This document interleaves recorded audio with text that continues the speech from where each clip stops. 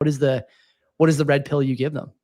Yeah, I mean, if you go to a car mechanic in order to get your car fixed, and you leave the mechanic and the car is still not working, that's a very good sign that this mechanic sucks. The unfortunate reality is that all of modern healthcare sucks, that we take it for granted that I leave the doctor's office not fixed.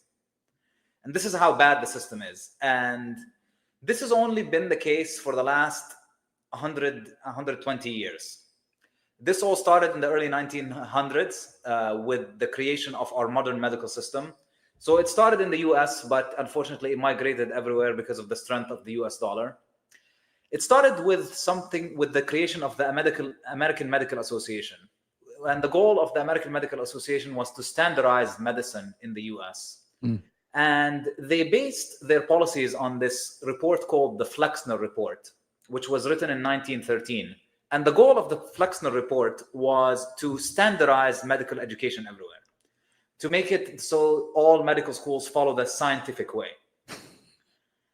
On paper, that sounds very romantic and great and progressive, but the reality is what they actually did was shut down any medical school that taught anything that wasn't pharmaceutical-based medicine. So before the 1900s, you would get sick.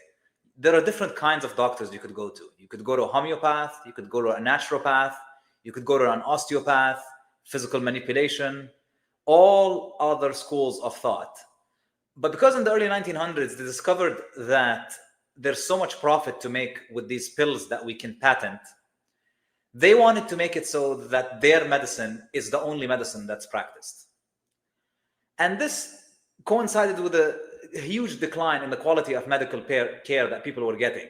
But because everything else had become illegal, nobody realizes how messed up modern healing is. Okay.